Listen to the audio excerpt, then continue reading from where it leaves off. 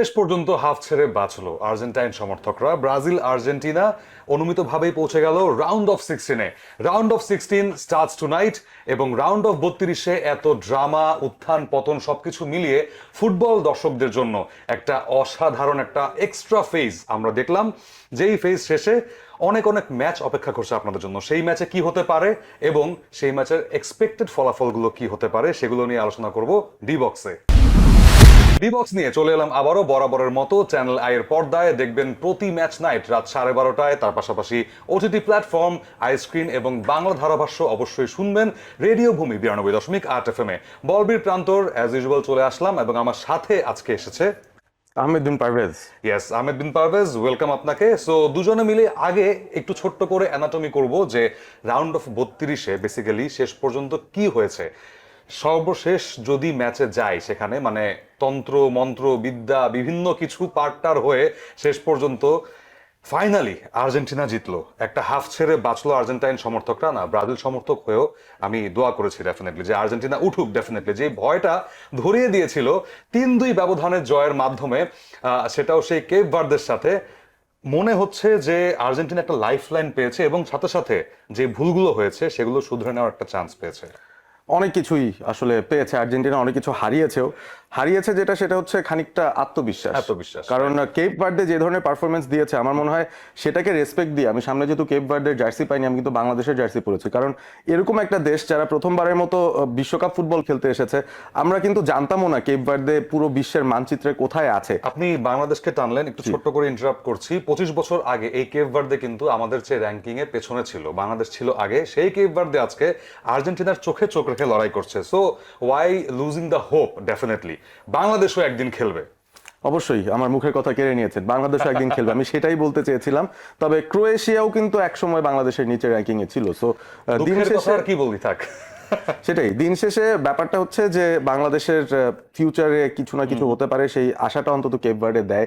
এবং তারা যেভাবে খেলেছে, আমরা যদি স্কিল সেটের কথা চিন্তা করি, কোনোভাবেই আর্জেন্টিনার কোনো প্লেয়ারের সঙ্গে ম্যান ফর ম্যান তারা কিন্তু স্কিল লেভেলে মিট করতে পারবে না। আপনি যদি ফিফায় কেপ ভার্ডে দলটা অন করেন, আপনি দেখবেন তাদের সেরা তারকার হাইয়েস্ট রেটিং 65 হবে, হয়তো তিনি একটা সিলভার কার্ড হবেন।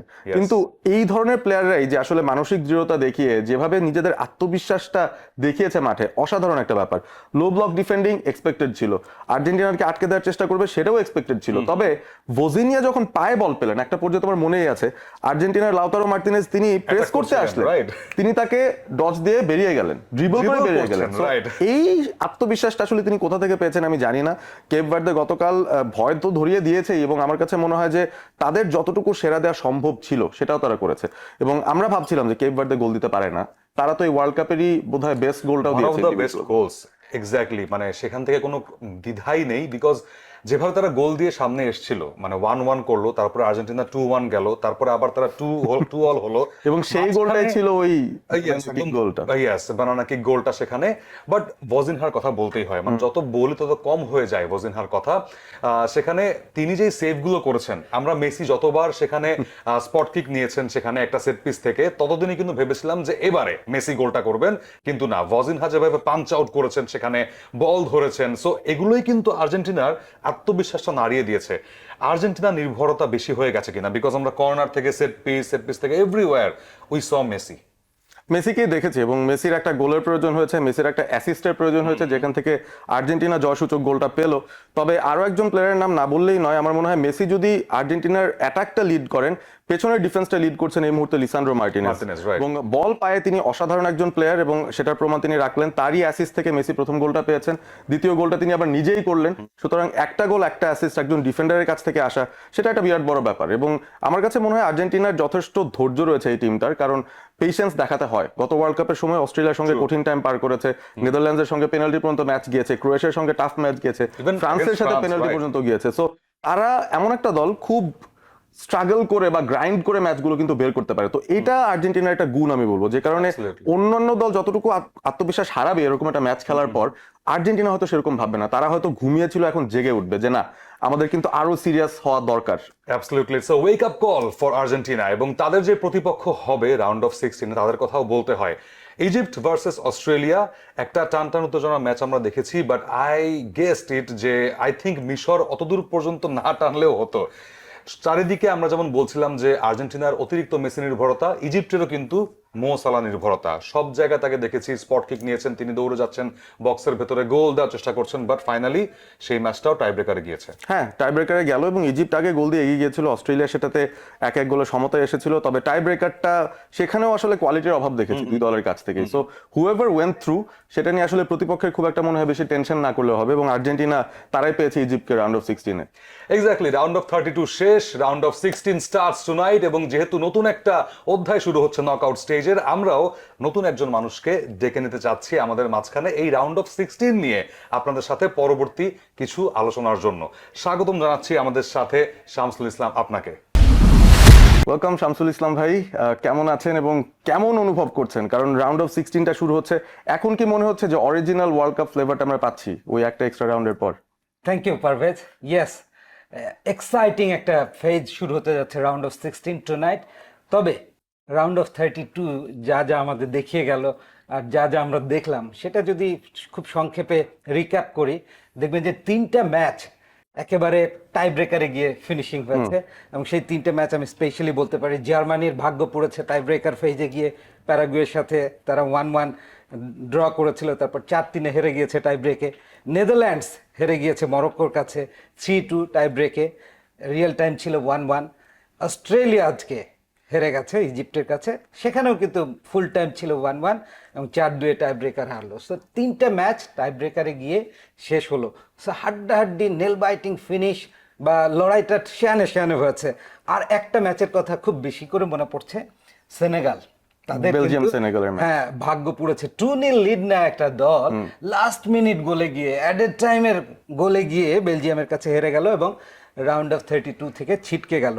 টাফ ব্যাটেল যাদের ছিল সেটা তো definitely Brazil, Japan, Argentina, Cape Verde. কেউ ভাবেনি এই ম্যাচগুলো এত টাফ হতে পারে।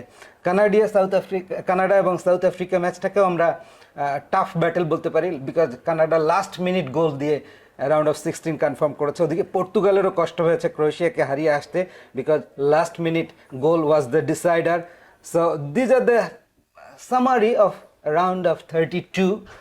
এক্সাইটিং সব ফুটবল স্কিল দেখেছি, বিশেষ করে কেপ ভার্দে, ডিআর কঙ্গো, এরা যেভাবে হ্যাঁ। ফাইট ব্যাক করেছে, ইভেন ইংল্যান্ডের সাথে ডিআর কঙ্গো যে লড়াইটা করেছে, দ্যাট ওয়াজ ফ্যাবুলাস।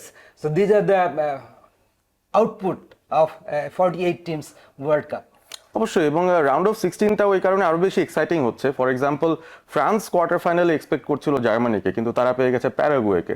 আমরা ব্রাজিল ভার্সেস নরওয়ের মতো একটা হেভিওয়েট ম্যাচ দেখতে চলেছে এবং ভাবছিলাম যে এটাই বোধহয় রাউন্ড অফ 16-এর সবচেয়ে বিগেস্ট ম্যাচ হবে, কিন্তু হঠাৎ করে দেখলাম পর্তুগাল স্পেনও পড়ে গেছে রাউন্ড অফ 16-এ। তো শামসুল ভাই, আপনার মতে আসলে এই যতগুলো ম্যাচ রাউন্ড অফ 16-এ ম্যাচ আপস হয়েছে, সবচাইতে হাই প্রোফাইল বা হাই ভোল্টেজ ম্যাচগুলো আসলে কোনগুলো হতে পারে? You are so genius. আমি ঠিক এই স্টাডিটাই করে আসছি যে রাউন্ড অফ 16-এ আমরা 16টা দলের 8টা নকআউট ম্যাচ দেখব। এই ম্যাচগুলো আরো নেল বাইটিং ফিনিশড হবে, ক্লোজ হবে, অনেকগুলো এক্সট্রা টাইমে যাবে, অনেক ম্যাচ টাই ব্রেকে গিয়ে শেষ হবে। এবং সেখানে টাফ ম্যাচ কয়টা? আউট অফ 8 আমি 5টা ম্যাচকে টাফ ম্যাচ বেছে নিয়েছি। আপনি কয়েকটা অলরেডি মেনশন করেছেন। Definitely France Paraguay, one of the tough battle coming up. Portugal Spain for sure, Brazil Norway, heavy high voltage match হবে। অ্যান্ড মেক্সিকো ইংল্যান্ড, এই ম্যাচটাকে দারুণ একটা উড়িয়ে রাখতে পারেন না, because one of the host team Mexico, Switzerland, Colombia, this is also another great competitive match হবে বলে আমার ধারণা। অ্যান্ড থ্যাঙ্কফুলি এই যে Canada, USA as well as Mexico, 3 হোস্টস, সবাই তারা রাউন্ড অফ 16-এ উত্তীর্ণ হয়েছে।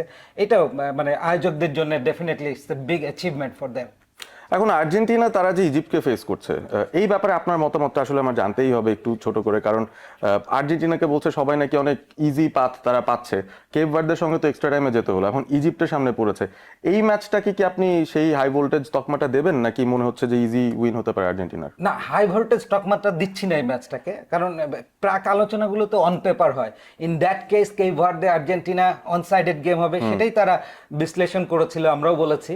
But 90 minutes in the ground, যেভাবে কেপ ভার্দে, ভাজিনহা যেভাবে একের পর এক সেভ করেছে এবং তাদের স্ট্রাইকাররা প্রাপ্ত সুযোগ একবার পেয়েছে, একবারই গোল করে এসছে, যে যখন সুযোগ পেয়েছে দুটো গোল, তাও আর্জেন্টিনার এমি মার্টিনেজের পোস্টে, মানে অ্যামেজিং।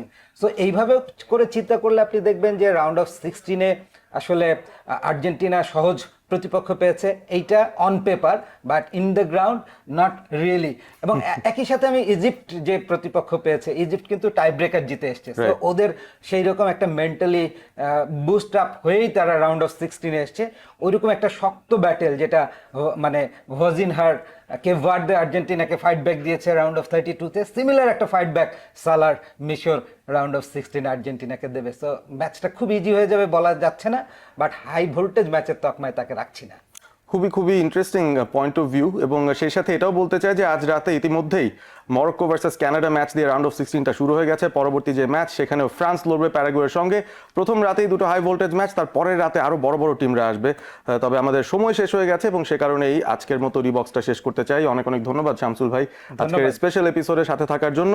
আপনার রিবক্স বরাবরের মতো প্রতিদিন দেখবেন চ্যানেল আর পর্দায়, সেই সাথে ওটিটি প্ল্যাটফর্ম আইস্ক্রিনে দেখবেন খেলা সরাসরি, এবং ধারাভাষ্য বাংলায় শুনতে পারবেন রেডিও ভূমি 92.8 FM এ। আজকের মতো বিদায় নিচ্ছি আমরা, দেখা হবে আগামীকাল।